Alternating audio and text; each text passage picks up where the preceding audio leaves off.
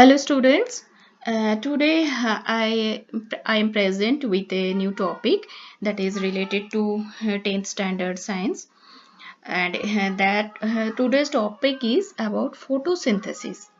And in the previous video I described about autotrophic nutrition, and now I will explain what is photosynthesis and what happens within photosynthesis. And this video will give a lot of information, so you must watch the full video and listen carefully. Now come to the point, what is autotrophic nutrition? What do you mean by the autotrophic nutrition? The process of where you can see that the nutrition in green plants, you must know, you just heard about the nutrition in green plants, and also that is some blue green algae having chlorophyll. That means autotrophic nutrition is the nutrition which happens in the green plants and some blue green algae having chlorophyll. Green plants are also called autotrophs because they can do the process of autotrophic nutrition, so that they are considered as the autotroph because they can synthesize their own food by the process of photosynthesis.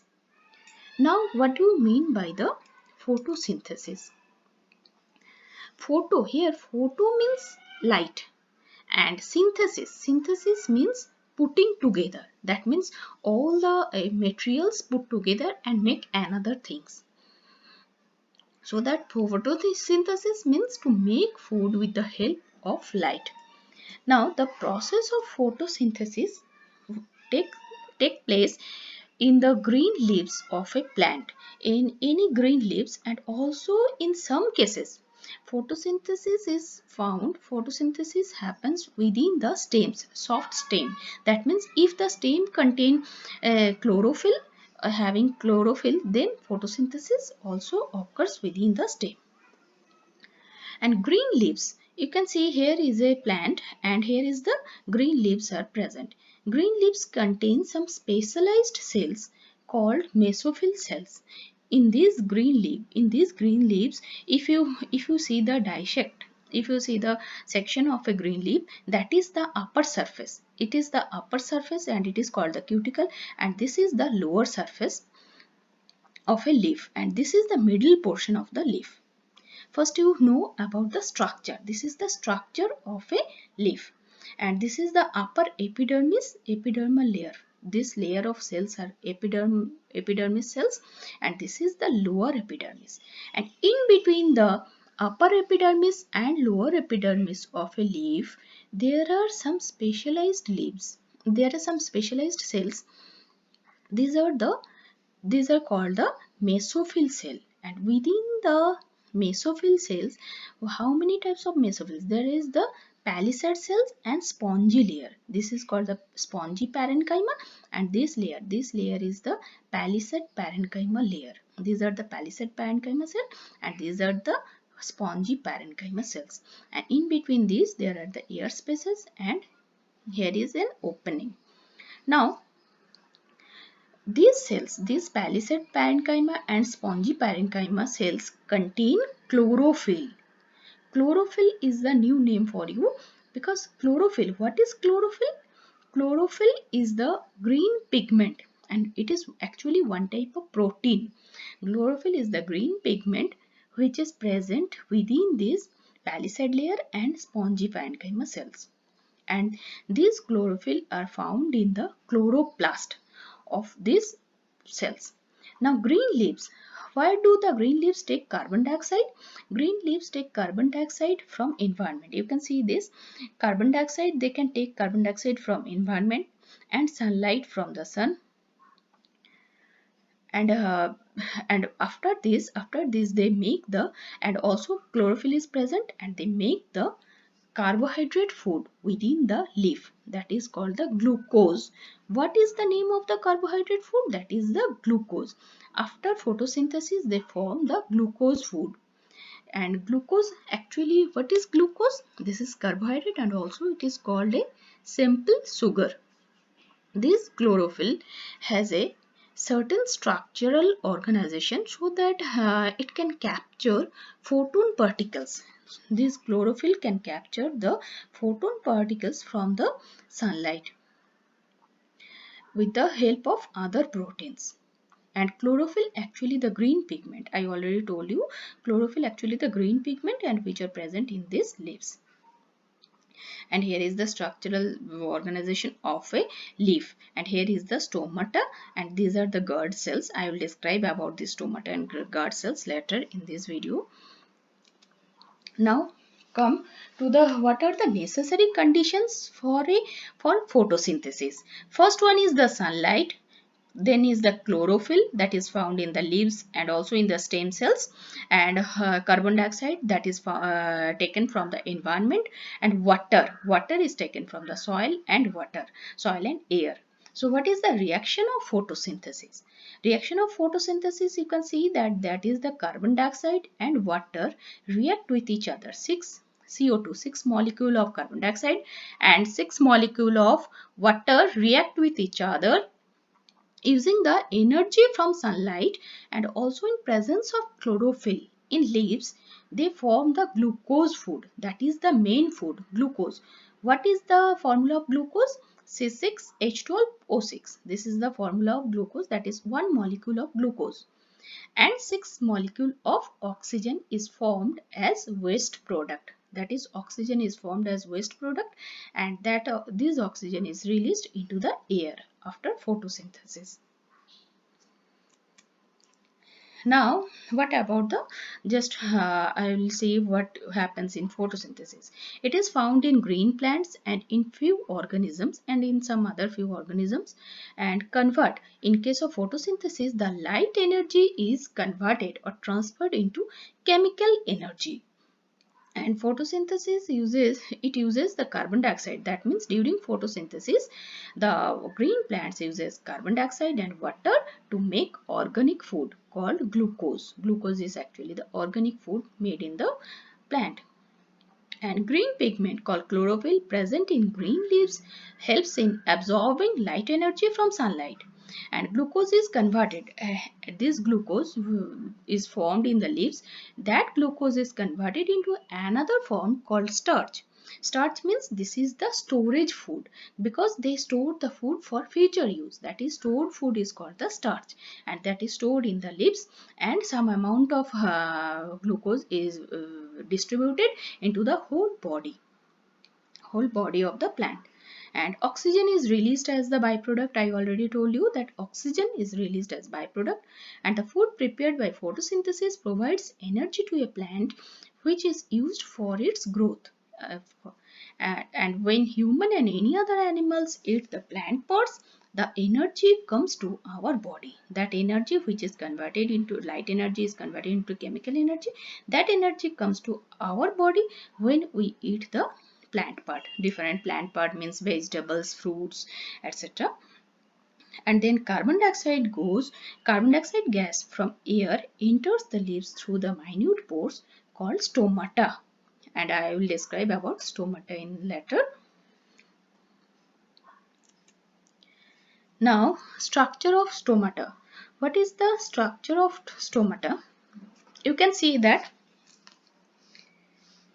stomata are actually very minute pores, very minute, very tiny pores of elliptical shape. That is, its shape is like ellipse, and present on the surface of leaves.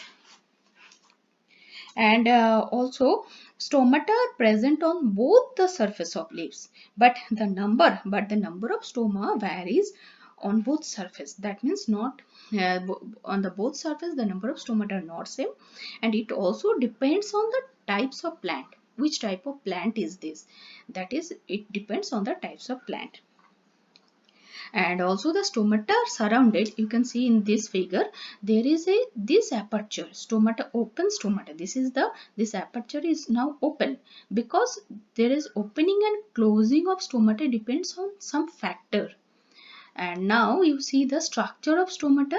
These green colored portion, these are the guard cells. These are called the guard cells, and the inner thick layer, inner layer is very thick, and the outer layer of guard cell is actually thin, very thin. And there is also nucleus is present, and also chloroplast is present within the guard cell. And these cells, the surrounding cells, are called the subsidiary cells or accessory cells.